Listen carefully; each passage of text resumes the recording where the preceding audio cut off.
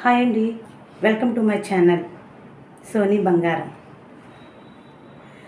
నేను ఈ వీడియోలో అయితే చాలా ముఖ్యమైన విషయాలు చెప్దాం అనుకుంటున్నాను. చాలా రోజుల తర్వాత మళ్ళీ నేను వీడియో చేస్తున్నానండి. ప్లీజ్ మీకు ఈ వీడియో తప్పకుండా నచ్చుతుంది. ఈ వీడియో నచ్చితే మీరు ఒక చిన్న లైక్ వేయండి. అలాగే ఛానల్ని దయచేసి సబ్స్క్రైబ్ చేసుకోండి ప్లీజ్. మరి వీడియోలోకి వెళ్ళిపోదామా? పదండి. నేను ప్రీవియస్ వీడియోలో మెన్షన్ చేశాను పాప గురించి, తన కేసు హిస్టరీ, తన లైఫ్ స్టైల్ ఎలా ఉంటుంది అని చేశానండి. సో ఇప్పుడైతే అసలు తనకు ఎందుకు ఇలాంటి ప్రాబ్లం వచ్చింది, సిపి ఆటిజం లక్షణాలు ఉన్న పిల్లలు అంటే వాళ్ళు పూర్తిగా మర్చిపోయి వేరే స్టేజ్లోకి వెళ్ళిపోయే అవకాశము ఉందా అనే దాని గురించి మాట్లాడాలనుకుంటున్నాను. ఉందండి.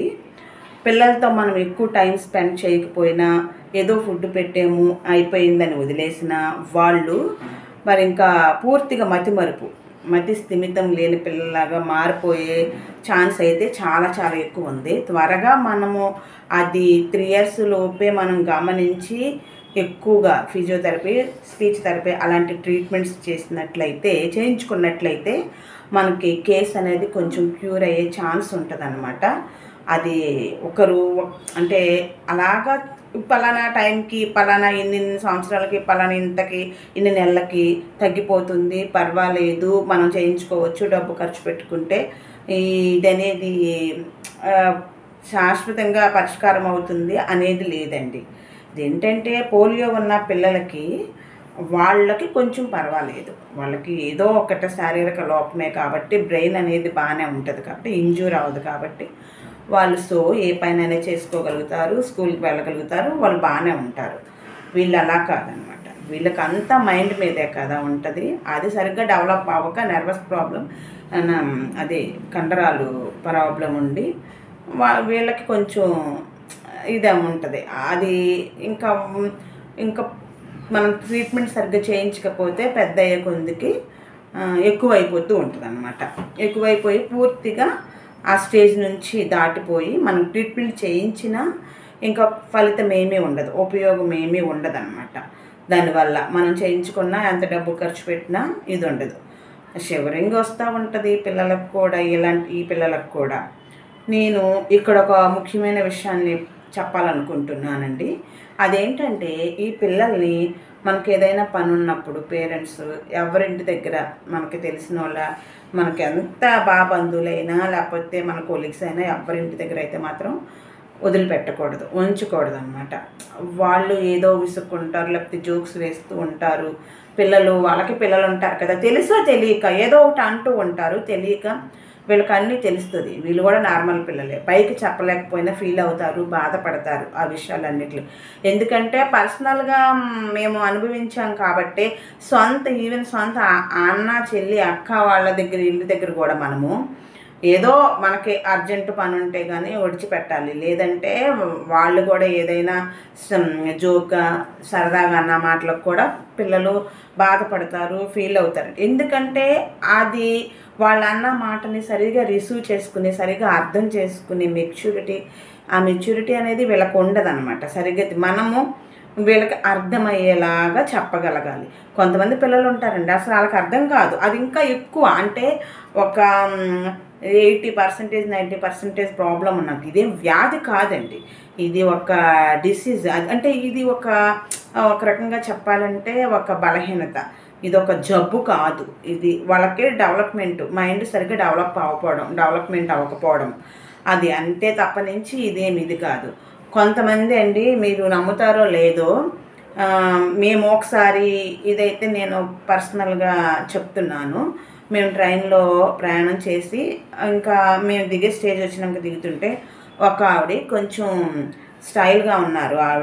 మేము ట్రైన్ నుంచి కిందకి దిగాలన్నమాట. ఒక లైన్లో ఉన్నప్పుడు మా పాపను తీసుకుని నేను ఇలా వస్తున్నప్పుడు ఇది ఎందుకు చెప్పాలి అంటే మనుషుల బిహేవియర్ చెప్తున్నానండి, దానికోసం చెప్పాల్సి వస్తుంది. పాపను చూసి వెంటనే ఇలా పక్కకి వెళ్ళిపోయారనమాట. వీళ్ళు ఏమైనా అంటరాని వాళ్ళ, లేకపోతే వీళ్ళకి ఏమన్నా అనకూడదు కానీ కోవిడ్ వచ్చినప్పుడు అసలు అనకూడదు.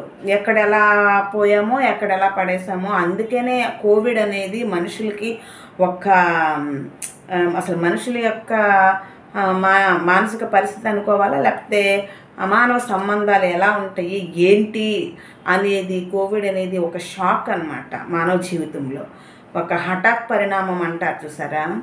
అసలు ఎంత ఇదంటే ఎంత నేర్చుకున్నామంటే దాని నుంచి చాలా నేర్చుకున్నాము. అదనమాట. అంటే ఏంటి, కొంతమంది చాలామంది ఓవర్గా బిహేవ్ చేస్తూ ఉంటారండి. చాలామంది నడవలేని వాళ్ళు వెళ్తున్నప్పుడు, లేకపోతే కొంచెం అది హ్యాండిక్యాప్డ్ వాళ్ళు వెళ్తున్నప్పుడు వాళ్ళని చూసి కొంచెం అసహ్యంగా మొహం పెట్టడము, విచిత్రంగా ఇలా చూడడము, లేకపోతే దూరంగా ఇలా తప్పుకోవడము చేస్తూ ఉంటారు. అదేంటది అసలు నీలో ఉండ ఏ జబ్బు లేదని నువ్వు అనుకుంటున్నావు, కానీ అదే పెద్ద జబ్బు అసలు మనకి. అదే మనిషి సరిగా అర్థం చేసుకోలేకపోవడమే పెద్ద జబ్బు. పిల్లలు చిన్నపిల్లలని కాదు, పెద్దవాళ్ళని కాదు, వాళ్ళు ఒక ఏంటో అంటే ఒక అసహ్యంగా చూస్తున్నట్టుగా కొంతమంది అలాగ బిహేవ్ చేస్తూ ఉంటారు. సో వాళ్ళని వదిలేద్దాం, వాళ్ళు పట్టించుకోవద్దు. నాకు ఏదో సందర్భం గుర్తొచ్చి చెప్పాను అంతే. అయితే ఈ పిల్లలకి ప్రతి తల్లిదండ్రులు కూడా ఒక టీచర్, ఒక డాక్టర్, ఒక యాక్టర్, ఇంకా అన్నీ అన్నమాట. అన్నీ అయిపోయి మనమే అన్నీ అంటే ఏంటంటే మనమే అన్నిట్లాగా మారిపోయి పేరెంట్స్ అన్నీ చెప్తూ ఉండాలి, ఓపికగా నేర్పిస్తూ ఉండాలి. అయితే కొంచెం ఎక్కువగా ఉన్న పిల్లలకి అంత బాగా అర్థం కాకపోవచ్చు. కాకపోతే చెప్పాలి కదండి, మరి మనం అర్థమయ్యే వారికి చెప్తూనే ఉండాలి. ఏదో ఒకటి, ఒక మాట కాపని ఒక మాట అయినా బ్రెయిన్లోకి వెళ్తుంది. ఇప్పుడు ఆటిజం పిల్లలు ఉన్నారు, మాట వచ్చు కానీ మాట్లాడరు, ఇలా ఇలా ఇలా చూపిస్తూ ఉంటారు. మనల్ని తీసుకుని వెళ్ళి వాళ్ళకి ఏదైనా వస్తువు కావాలంటే మన చెయ్యి పెట్టుకుని మళ్ళీ ఆ వస్తువుని చూపిస్తూ ఉంటారు. వాళ్ళు ఎందుకు చూపించరో మనకు అర్థం కాదు. అమ్మని పిలవరు, నాన్నని పిలవరు, రౌండ్ తిరుగుతూ ఉంటారు. ప్రతిదానికి సౌండ్స్కి, శబ్దాలకి భయపడిపోతూ ఉంటారు. ఇంకా వాళ్ళని వదిలేసామంటే, వాళ్ళకి ట్రీట్మెంట్ ఇప్పించకుండా, మనం సరిగ్గా అవగాహన చేసుకోకుండా వదిలేసామంటే ఇంకా వాళ్ళు పూర్తిగా మతి స్థిమితం లేని పిల్లలాగానే తయారవుతారు. అది వాస్తవం అండి, ఆ వాస్తవం. ఈ సిపికి కానీ, ఆటిజం కానీ, ఇంకా చాలా సిపిలో కూడా చాలా రకాలు ఉన్నాయి, ఆటిజంలో కూడా ఉన్నాయి. అన్నీ ఒక కోవకు చెందినవి, దగ్గరగా సిమ్టమ్స్ ఇంచుమించు ఒకేలాగా ఉంటాయి అన్నమాట. పిల్లలకి కరెక్ట్ టైంలో కరెక్ట్ ట్రీట్మెంట్ ఇప్పించాలండి. ఎంతో కొంత నార్మల్ పిల్లలాగా అవ్వకపోవచ్చు, కానీ ఎంతో కొంత చేంజ్ అనేది మాత్రం గ్యారంటీగా వచ్చుద్ది.